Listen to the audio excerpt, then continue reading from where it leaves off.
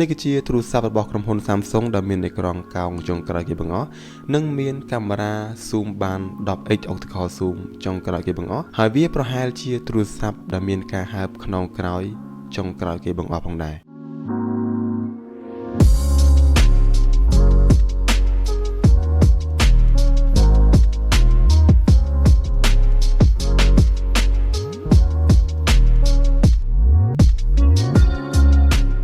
សួស្តីបងប្អូនទាំងអស់គ្នានេះគឺជា Samsung Galaxy S23 Ultra បច្ចុប្បន្ននេះយើងអាចនិយាយបានថាវាគឺជាទូរស័ព្ទចុងក្រោយគេដែលបន្សល់ទុកជាមួយនឹងកាមេរ៉ា zoom រហូតដល់ 10x optical zoom ឬយើងហៅថាវាជា lens periscope 230 mm មកដល់ចំណុច zoom នេះអ្នកនរគ្នាកុំតន់គិតថាវាអាច zoom បានឆ្ងាយជាង S24 Ultra ឬក៏ S25 Ultra បើទោះបីជាទូរស័ព្ទទាំងពីរ model ចុងក្រោយគេនេះអាច zoom បានត្រឹមតែ 5x optical zoom ក៏ដោយព្រោះទៅលើការថតជាក់ស្ដែងមិនថា S23 Ultra ឬក៏ S25 Ultra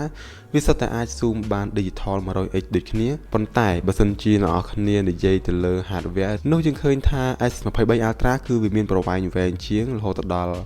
230 mm ខណៈពេលដែល S24 Ultra ឬក៏ S25 គឺអាច zoom បានត្រឹមតែ111 mm តែប៉ុណ្ណោះអូខេអញ្ចឹងយ៉ាងណាក៏ដោយ S23 Ultra មានទំហំ sensor ត្រឹមតែ10 megapixel ទេទៅលើ lens periscope ខណៈពេលដែល S24 ឬក៏ S25 Ultra នោះមានរហូតដល់50 megapixel អញ្ចឹងបើទោះបីជាវា zoom បានជិតជាងក៏វាអាចក្របចូលទៅគឺសាច់រូបភាពវាធ្វើការបានល្អជាងជាមួយនឹងភាពលម្អិតជាងផងដែរអញ្ចឹងមានន័យថាវាធ្វើការបានល្អជាង S23 Ultra ទៅលើការ zoom ដូច្នេះមកដល់កន្លែងនេះបងប្អូនទាំងអស់គ្នាប្រកាសជាឆ្ងល់ថាចុះបើសិនជា S23 Ultra ធ្វើការមិនបានល្អទៅលើការ zoom ដូចទៅនឹងទូរស័ព្ទចុងក្រោយរបស់ក្រុមហ៊ុន Samsung នាពេលបច្ចុប្បន្នមូលហេតុអីបានជាយើងចាំបាច់និយាយ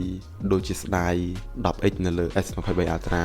យ៉ាងចឹងតាមពិតទៅអញ្ចេះទេដោយសារតែ S24 Ultra វាអាច zoom បានត្រឹមតែ 5x ក៏ពិតមែនតែវាមាន sensor ធំរហូតដល់50 megapixel អញ្ចឹងអ្នកនរគ្នាសាកសម័យមើលថាបើសិនជា S25 Ultra មានរហូតដល់ 10x optical zoom បំពាក់មកជាមួយនឹងទំហំ sensor រហូតដល់50 megapixel ដូចទៅនឹងបច្ចុប្បន្ននឹងទៀតអញ្ចឹងវាមិនរឹតតែធ្វើការបានល្អខ្លាំងទៅលើការ zoom និយាយឲ្យមែនតែនទៅមិនថាតែក្រុមហ៊ុន Samsung ទេដែលបំពាក់មកជាមួយនឹង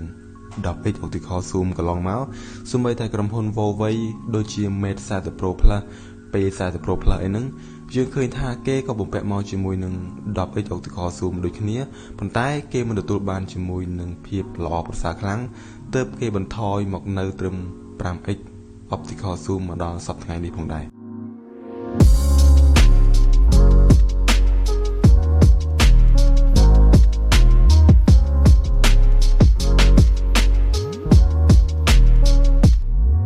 អូខេអញ្ចឹងសរុបជារួមមក S23 Ultra គឺមិនអាចថតរូប zoom បានល្អដូចទៅនឹងទូរស័ព្ទចុងក្រោយរបស់ក្រុមហ៊ុន Samsung ទេបកមកកាមេរ៉ា Core របស់ S23 Ultra នេះវិញយើងឃើញថាវានៅតែធ្វើការបានល្អបានប្រសើរអញ្ចឹងព្រោះនេះគឺជា sensor ដែលមានទំហំធំខ្លាំងមែនទែនរហូតដល់200 megapixel អញ្ចឹងទៅលើការថតរូបថតវីដេអូទៅលើពណ៌ទៅលើភាពលម្អិតអីយើងឃើញថាវាមិនសូវជាខុសគ្នាឆ្ងាយទៅនឹង S24 Ultra ឬក៏ S25 Ultra គួរឲ្យកត់សម្គាល់ខ្លាំងនោះទេអានេះបើសិនជាយើងអត់និយាយទៅលើមុខងារ AI ឬក៏យើងអត់និយាយទៅលើ Lens Ultra Wide និយាយឲ្យឆាប់ជាប់ទៅលើផ្នែកកាមេរ៉ាមួយនេះបើសិនជាបងប្អូនទាំងអស់គ្នាសួរថាតើ S23 Ultra យ៉ាងម៉េចដែរនៅក្នុងឆ្នាំ2025ខ្ញុំអាចឆ្លើយបានថាវាគឺជាទូរស័ព្ទដែលមានកាមេរ៉ាល្អស្ថិតនៅក្នុងលំដាប់កំពូលមួយទោះបីជាវាមិនដល់ S25 Ultra ក៏ដោយតែវាមានមុខងារពេញលេញទាំងអស់នៅក្នុងនឹងតែម្ដងដូចជាការ zoom បានឆ្ងាយ sensor ទំហំធំរហូតដល់200 megapixel ថតវីដេអូបាន 8K 30 frame មានមុខងារទប់លំនឹងជាមួយនឹង super steady ហើយថែមទាំងមាន lens zoom គៀកល្មមត្រឹម 3x optical zoom ដែលមានប្រវែង70 mm ផងដែរក៏លេចមកមើលការ design របស់ S23 Ultra នេះវិញវានៅតែកាចអំណាចខ្លាំងមែនទែននៅក្នុងឆ្នាំនេះ lens កាមេរ៉ាខាងក្រោយនេះមើលទៅនៅតែមានសភាព premium ល្អទៅតែម្យ៉ាងទេគឺវាមានសភាពហើបខ្នងបន្តិចបើសិនជាអ្នកនរគ្នាប្រើទូរស័ព្ទមួយទឹកឬក៏អ្នកនរគ្នាប្រើនៅកន្លែងដែលមានអាកាសធាតុក្តៅ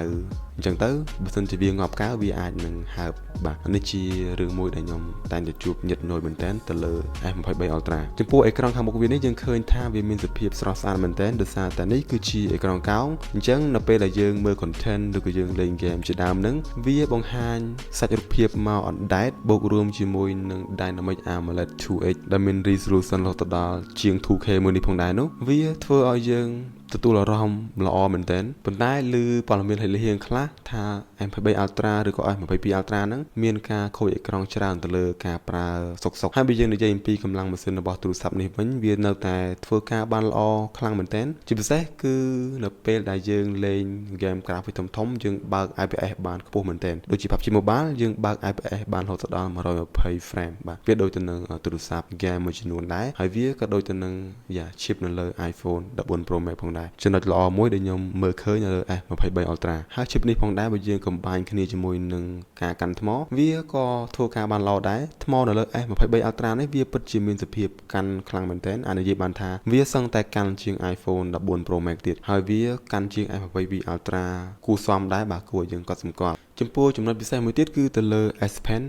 នេះគឺវាពិតជាមាន response លឿនមែនទែននៅពេលដែលយើងគូសកវាសនៅលើអេក្រង់មានន័យថាយើងកវាសទៅគឺដោយតាមដៃយើងតែម្ដងបាទគឺវាអត់មានសភាព delay ខ្លាំងដូចនៅនឹង S22 ឬក៏Note 20 Ultra នោះទេជាពិសេសគឺវាមាន Bluetooth ជាមួយនឹងបាទ S Pen នឹងទៀតយើងអាចថតរូបក៏ដូចជាយើងអាចធ្វើការផ្សេងៗ control ផ្សេងទៅលើ S Pen មួយហ្នឹងប៉ុន្តែបើសិនជាយើងក៏លេចទៅមើលទូរស័ព្ទចុងក្រោយរបស់ក្រុមហ៊ុន Samsung គឺគេបានដកមុខងារទៅនឹងបាទ S Pen Bluetooth នឹងបាត់ទៅហើយដូច្នេះសរុបជារួមមកតើ S23 Ultra ល្អអត់នៅក្នុងឆ្នាំ2025ខ្ញុំគិតថាវាពិតជាទូរស័ព្ទល្អខ្លាំងមែនទែនជាពិសេសគឺវាមានអេក្រង់ច្បាស់ល្អកាមេរ៉ាគឺមានពេញលេញទាំងអស់តែម្ដងមាន S Pen Bluetooth ដែលយើងអាចបញ្ជាជាមួយនឹងទូរស័ព្ទឲ្យថតរូបឬក៏ឆ្លាស់កាមេរ៉ាឬក៏ធ្វើការផ្សេងៗបាន design នៅតែស្អាតនៅតែ premium ហាប់ណាស់នៅពេលដែលយើងចាប់កាន់វាមានសភាពត្រឹងធ្ងន់រហូតដល់234ក្រាមជាពិសេសបច្ចុប្បន្ននេះគឺវាធ្លាក់ថ្លៃគួរសមដែរត្រឹមតែ$500ជាងអាចរកទិញបាននៅលើទីផ្សារស្រុកខ្មែរយើងអញ្ចឹងចំណុចខ្វះខាត3ដែលខ្ញុំអត់សូវចូលចិត្តនៅលើ S23 Ultra ទី1គឺទៅលើការហើបខ្នងដែលខ្ញុំតែងតែជួបទី2គឺទៅលើអេក្រង់ដែលបងប្អូនគិតថា